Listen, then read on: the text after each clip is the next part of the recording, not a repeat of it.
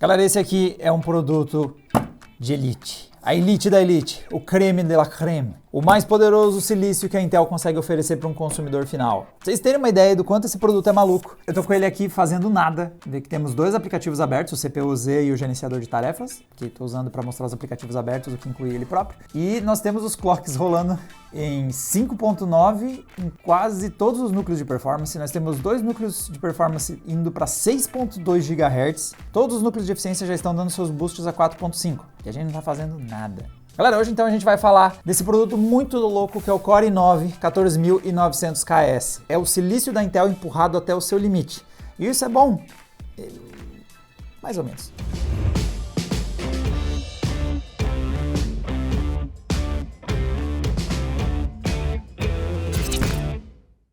O que é o Core i9 14900KS, ou o que o S indica, né, o Special Edition? Esse é um produto que a Intel costuma introduzir mais para frente, ao longo de uma nova geração de processadores, em que eles selecionam os melhores processadores Core i9 e criam uma classe especial de produto, os modelos KS. Esse processo é chamado de binning. Ele é mais ou menos assim. Pensa que você está no mercado escolhendo o seu tomate, e você tem tomates variados, com aspectos variados, alguns estão melhores, alguns estão mais vermelhinhos. Esse é um processo parecido do que a gente explicou também em outro vídeo, que era sobre panquecas e chips. Então, se vocês quiserem se aprofundar um pouquinho mais sobre essas diferenças entre os chips e comida envolvida no caminho, é interessante dar uma olhada por lá. Mas voltando então para os nossos tomates, você tem vários tomates que são de melhor qualidade. Esses são os que você escolhe e basicamente é assim que a Intel seleciona os seus Core i9. São os melhores processadores, são os que têm as melhores performances, operam sem necessidade de tensões mais altas, são os que aquecem menos para atingir essas frequências mais altas. Mas no meio desses bons tomates tem o tomate final, aquele tomate que está no vermelho, no limite de começar a estragar. Aquele é o cara que você quer pôr no seu molho. Apresento para vocês o melhor tomate da Intel. O 14900KS e todas as linhas KS que foram introduzidas nas últimas gerações são os melhores silícios que a Intel fez nos seus testes iniciais para selecionar qual produto seria cada variante que eles produziram. Esses são os que se desempenharam melhor. E a Intel seleciona esses produtos e lança a linha KS. São os processadores que operam com as frequências mais altas de fábrica, são capazes de sustentar as frequências mais altas por períodos mais longos, porque eles são excepcionais de acordo com a telemetria dos testes iniciais da Intel. Isso é bem visível quando a gente olha já na tabela de especificações. Então, quando a gente olha as estruturas básicas, o 14900KS é igual ao 14900K. Ele tem os mesmos 32 núcleos ao total, sendo 8 de performance e 16 de eficiência. Ele parte do mesmo base, que é dos 3.2 GHz, mas o boost dele é mais alto. Ele opera com boost de 6.2, enquanto que o boost do 14900K ele parava em 6. E os núcleos de eficiência também têm o clock aumentado. Eles têm o boost deles aumentado de 4.4 para 4.5, apesar de no base ele também ter o mesmo clock do 14900K. Mas eu acabei de mostrar para vocês como o clock base meio que não está acontecendo. O 14900KS, mesmo quando ele está em modo ocioso, o meninão está a milhão. Ele está em 5.9 em quase todos os seus núcleos de eficiência, né? Em 6 dos seus 8 núcleos, e tem 2 deles dando boost máximo de 6.2. Esse não é o comportamento que um 14900K vai entregar.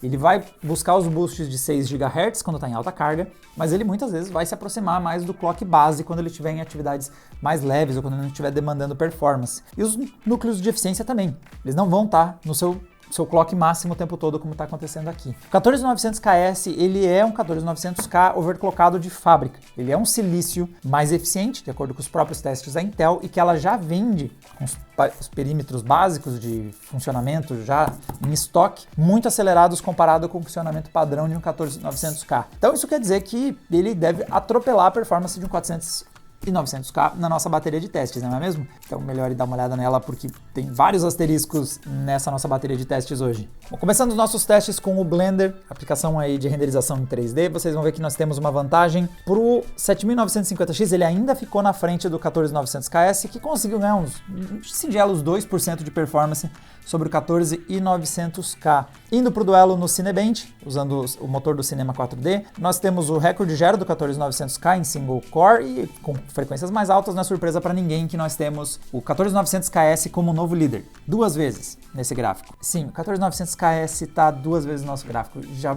já vamos chegar no motivo de por que isso acontece. O ganho de performance, porém, é modesto. Nós estamos falando de uns 3% de ganho, então não é nada absurdo. Indo para o modo multithread, colocando todos os núcleos em ação, nós temos então o 14900K performando melhor que o 14900KS por uma margem mínima, não dá 1% de diferença entre os dois. Então, na essência, os dois performaram idênticos. E o 14900KS também fica em terceiro lugar, porque ele performa quase 5% pior usando outro Liquid Cooling. E agora é hora de eu explicar por que diabos está começando a aparecer duas vezes o 14900KS nesse gráfico. Esse negócio esquenta. Nós iniciamos os nossos testes com o Liquid Cooling, um modelo da Aorus, o Liquid Cooling 360 deles, que a gente já usa faz um bom tempo para processadores high-end, e ele costumava dar conta. Porém, vocês já vão ver ao longo dessa análise como o 14900KS simplesmente explodiu, coitado. Então, essa diferença de 5% que está acontecendo aqui é thermal throttling, é diferença de arrefecimento que o modelo da Thermaltake que a gente usou nos testes conseguiu performar um pouquinho melhor, conseguiu resfriar de forma mais eficiente que o cooler da Aorus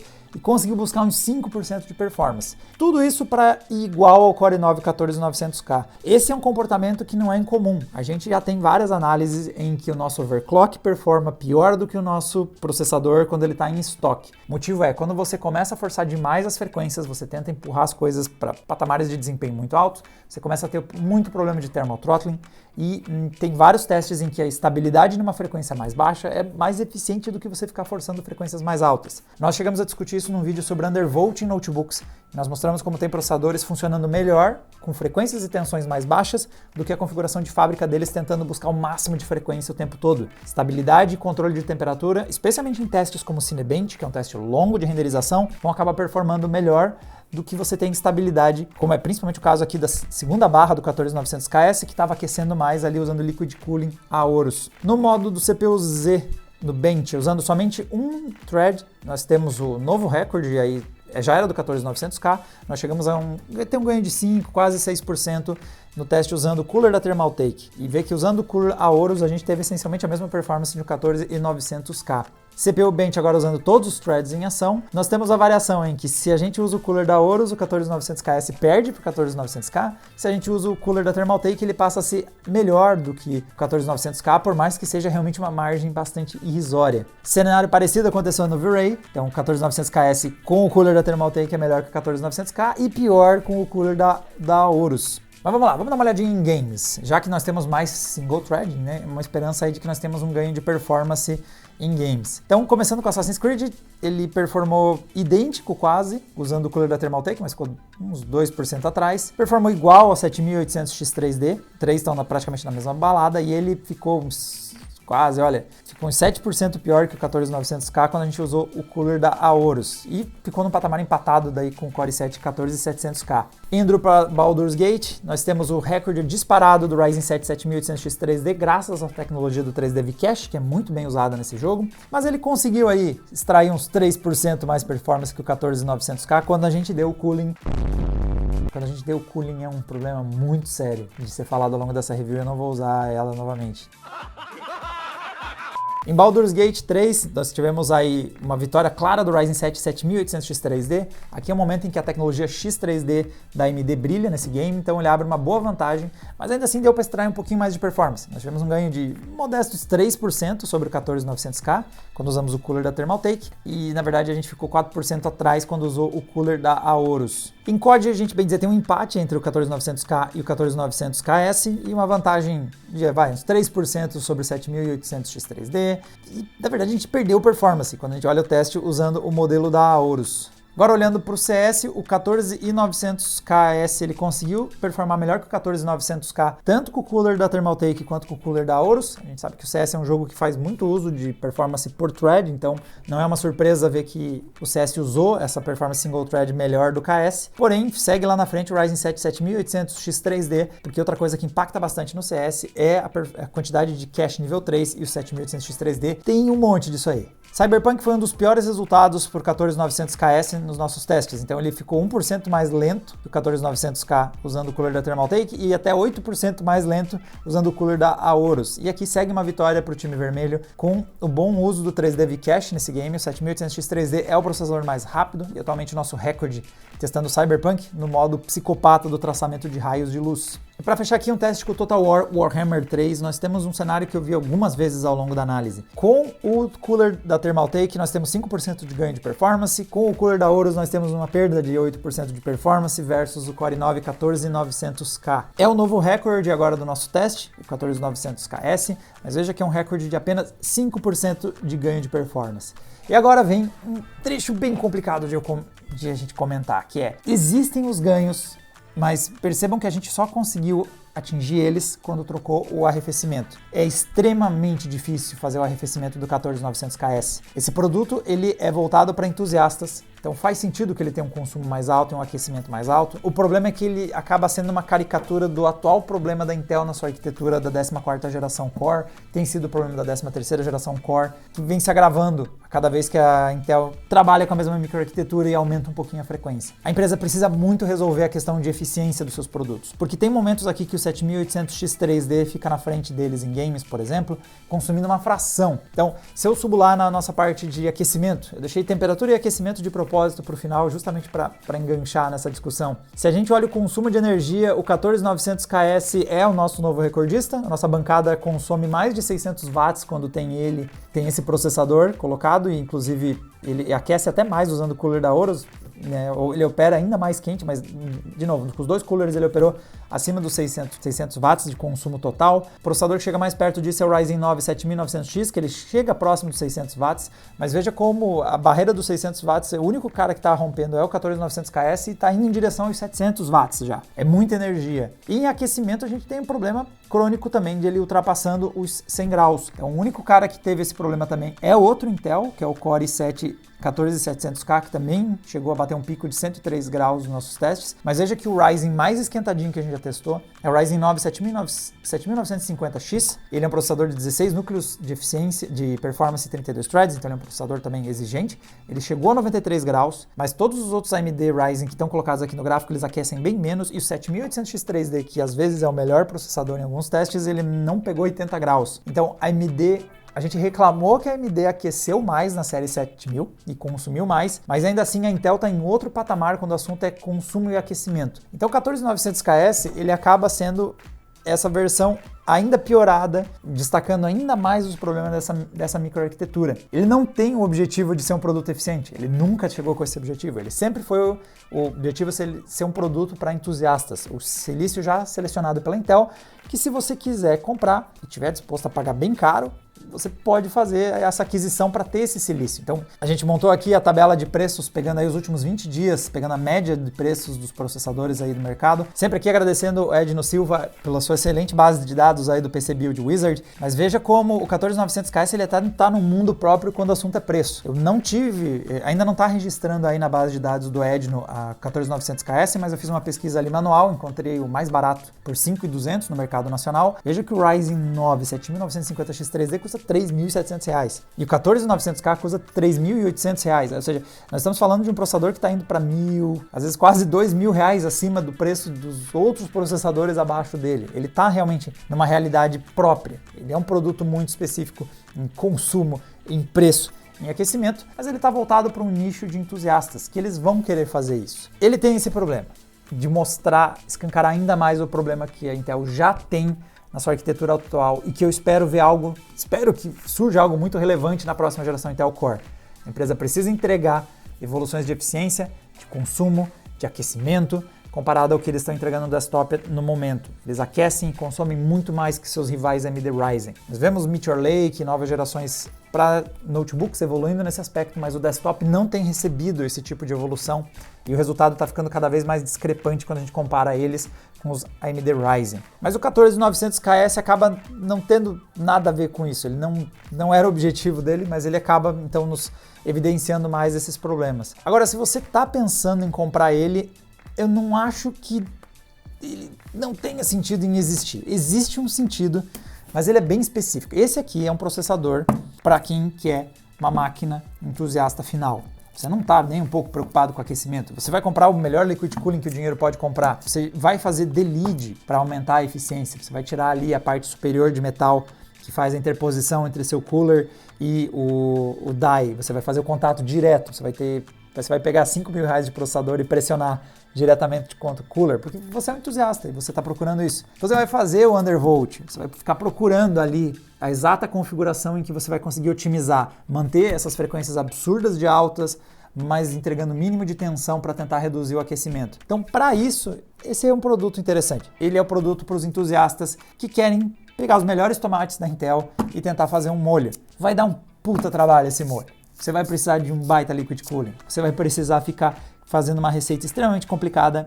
Não dá para simplesmente pôr ele na sua bancada e ligar. Ele não é um processador. Quer dizer, em alguns momentos ele é o recorde dos nossos testes, mas em outros momentos ele performa pior que o 14900K. Então vocês têm que estar preparados para lidar com essa besta. Que chega de papo. Vamos jogar um pouquinho para ver como é que é jogar com 14900KS.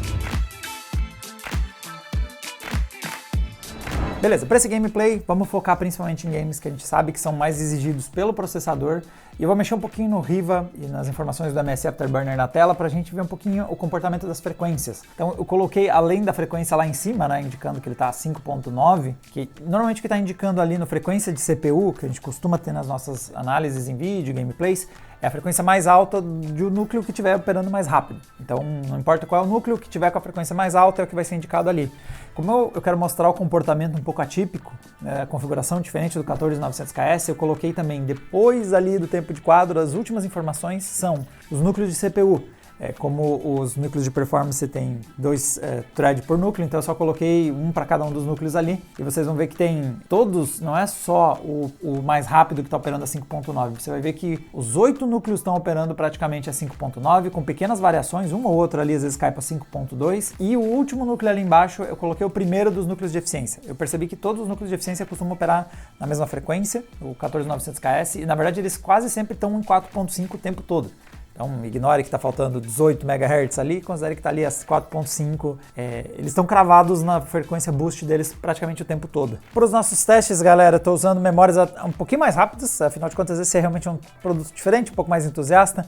Então, fazendo esse gameplay com memórias operando a 6.000 MHz, um pouquinho acima dos 5.600, que é o boost, que é a configuração de fábrica que a Intel indica para os Intel Core da 14ª geração Final K e modelos entusiastas. São um total de 64 de memória, e enquanto que a placa de vídeo é uma RTX 4090, afinal de contas a gente quer o máximo de frames sendo feitos. E nos gráficos eu coloquei... Aqui está na configuração do Ultra e Full HD. Eu não acho que isso vai ser um problema. Mas vamos ver, talvez o 14900KS realmente consiga tirar 100% da 4090 em Full HD. Beleza, vamos lá. Começando então a primeira rodada. Não chegamos a bater 100% de uso da 4090, então ela está fazendo... A GPU está levando 3 milissegundos para fazer o seu trabalho, enquanto que o nosso processador está levando em torno de 5 milissegundos aqui. Se a gente vê o processador entregando em menos tempo, é um sinal que precisamos baixar a qualidade gráfica. E olha, às vezes ela ameaça fazer em 3 milissegundos. Aqui está acontecendo alguns momentos em que a 4090 está fazendo o quadro em 4 milissegundos e o processador está fazendo em 3 milissegundos. A gente está próximo de ter um gargalo de processador, de placa de vídeo, tanto que às vezes a 4090 fica 100% de uso. Mais de 200 frames, e acho que o que está me impressionando mais é o nível da linha do frame time. O jogo começou e eu não tive stuttering durante a descida. É muito incomum isso acontecer. Quando está carregando, né, o mapa está começando a ganhar modelos de mais definição das construções e tudo mais. Nem nesses momentos eu estou vendo stutter. É realmente uma performance bem absurda conseguir rodar estável esse segmento. Cara, assim, é uma performance bem... O que me impressiona, nem nossa taxa de quadros. Tá uma taxa de quadros alta, mas tá me chamando muita atenção quanto ela é muito constante. E assim, tem oscilações de uns núcleos que saem do 5.9 para ir para 5.2 e voltam para 5.9 o tempo todo. É claro que isso tem seu custo no nosso arrefecimento. A gente está jogando, não é uma atividade que costuma ser crítica para aquecimento de processador, mas ainda assim eu tô jogando, tá passando dos 90 graus o processador. Ui. Ah, agora que eu vi alguém, né? Me viram no caso. Fui para arroz. Au. Que balinha, filha da mãe, hein? Ok. Cara, assim, o que mais me chama a atenção realmente foi, além da taxa de quadros acima dos 200 frames, quase 300 em alguns momentos, é o quanto não teve stutter. Quando a gente tava, mesmo, por exemplo, é a primeira vez que eu tô carregando mapa, então às vezes dá um pouco mais de stutter a primeira rodada. Quando você tá descendo num Battle Royale, é normal começar a carregar mais geometria, não consegui perceber stutters. É uma coisa incomum de você ver só um processador realmente com muitos núcleos e pelo fato de ele estar em uma frequência muito alta e sempre operando em frequência muito alta, provavelmente contribuiu para isso. Vamos testar o próximo game. Beleza, vamos lá, CS. Em teoria, é um dos processadores mais rápidos do mundo.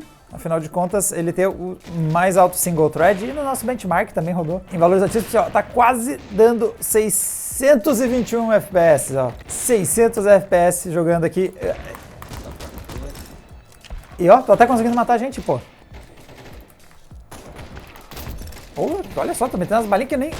Umas coisas que eu normalmente não acerto. Ou o pessoal é ruim ou realmente o processador ganha jogo. Caralho. É verdade. Essa eu achei que eu consegui, mas não rolou. Quer dizer, às vezes não.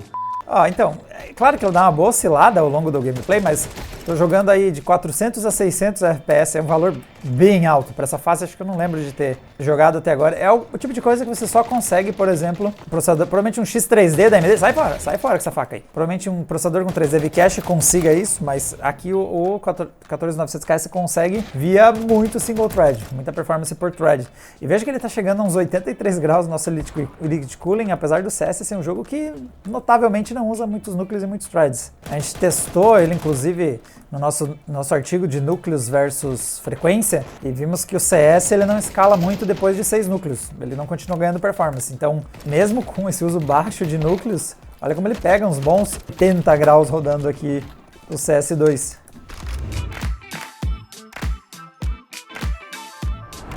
Beleza, vamos jogar aqui para aquela cidade principal agora do Starfield. A gente costuma ver processadores... Os processadores intermediários conseguem segurar 60 quadros com uma dificuldade essa região. E os melhores processadores que a gente já testou costumam rodar essa região do game oscilando abaixo dos 100 frames, vai entregar 80, 90, dependendo do modelo. Especialmente a região ali que eu vou agora, que é a região dessas bandeiras aqui, que tem a entrada ali para o metrô, a ligação ali, o transporte para trocar de áreas dentro da cidade, para ter carregandos. Dava para dar reduzindo os carregandos esse jogo, hein? Mas ó, essa região aqui, ó, ele também sentiu um pouquinho aqui, ó, no stutter de carregar dessa galera toda aqui. Mas os melhores processadores do mercado costumam ficar na casa dos 100 quadros por segundo aqui, então entregar 120 ou 130 que a gente está tendo aqui é um dos melhores resultados possíveis com esse game. Apesar de, ó, principalmente quando você se aproxima aqui dessa região... Ih, crashei ele!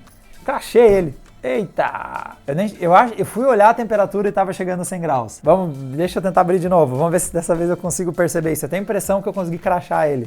Consegui crashar não, lembra? Eu não tô operando ele fora de estoque. Ele tá operando na configuração de fábrica. Então se ele não tá rodando game estável, não é overclock da nossa ponta. Tem um overclock das memórias. Elas estão operando a 6.000 megatransfer segundo. Isso sim, a gente pode considerar uma operação fora da configuração estoque, mas ao mesmo tempo, um processador entusiasta, a gente vai querer usar ele com memórias rápidas. Vamos ver se vai acontecer de novo. É claro, abrindo parênteses, que não sei o quantos de vocês atribuiriam essa culpa ao Core i9 14900KS ou colocaria essa na conta da Bethesda, que não está exatamente também entre a desenvolvedora favorita quando o assunto é otimização e estabilidade. Vou tentar ir lá de novo, vamos ver se acontece de novo. Mas olha, um detalhe que vocês talvez já tenham percebido é o processador está batendo 100 graus com frequência. Tanto que esse é o primeiro teste que ele não está mantendo aquele 5.9 de frequência o tempo todo, ó. Tá oscilando, ó, 5.5, 5.8, 5.4, os núcleos não estão conseguindo manter a performance constante. Então a gente está sim tendo aquela performance que eu falei, realmente entre os melhores processadores. A gente teve uma live com o Starfield, vocês podem usar ela de referência, só que lembrem também que teve bastante atualização do jogo desde aquela live até aqui, então tem algumas variações, mas continua sendo um desafio rodar esse jogo mantendo 60 frames. E acima dos 100 frames são os melhores processadores que a gente já testou, que pegam essas frequências. Então ele está entre os melhores modelos que a gente testou, se não o melhor. Teria que atualizar os outros testes para confirmar, mas olha o que está acontecendo. Eu tenho 100 graus de temperatura com frequência e também não está mais mantendo os 5.9 o tempo todo. Ele está oscilando a 5.3, 5.6, os núcleos estão variando a frequência deles. É alta a frequência, mas eles estão oscilando. Um detalhe interessante é esse 5.6, que é o valor que está caindo com mais frequência, os núcleos de performance, é mais ou menos onde estaria a performance do 14900K, o não S, né? O 14900K ele normalmente fica ali em 5.7, 5.6, o núcleo dele em frequência mais alta quando você está jogando. Então KS está caindo dos 5.9 para o que é o 14900K. Esses são os momentos em que às vezes o 14900K você sai melhor, porque ao invés de ele ficar fazendo essa dança das frequências aqui, o KS está fazendo, ele fica operando mais estável, e operando mais estável, com menos problema de throttling, ele acaba entregando uma performance geral melhor. Para se fechar, vamos mandar aqui um R6zinho, umas partidas rápidas. Você tá pegando 1000 quadros no menu, mas é o menu também, né? Aqui é um game que costuma rodar melhor em Ryzen. A AMD costuma ter a vantagem de pegar uma taxa de quadros na faixa de uns 600, 700, mas tô vendo, primeira vez um Intel também ficar nessa faixa, ó, 500, 600 quadros. Então a AMD costuma levar vantagem aqui por causa da quantidade de cache. Assim como o CS, o Rainbow Six também vai bem em processadores com cache de nível 3 grande, na grande quantidade de cache nível 3. Só que o 14900KS ele não tem necessariamente um valor tão grande que nem o processador X3D em cache nível 3, mas ele tem muito single thread, que também é outra coisa que cai bem em jogos de altas taxas de quadros, jogos competitivos. Nossa, esse controle de spray. Ah, eu tava olhando pro lado errado, imaginei. Ah! Eita, tem gente se machucando. Nem achei o caminho pra entrar. Ih, já tem pezinho. Ih, a câmera me viu? Ui, quase. Ha! Olé. Vem. Ah! Tá bom. 400 para 500 frames, bem estáveis.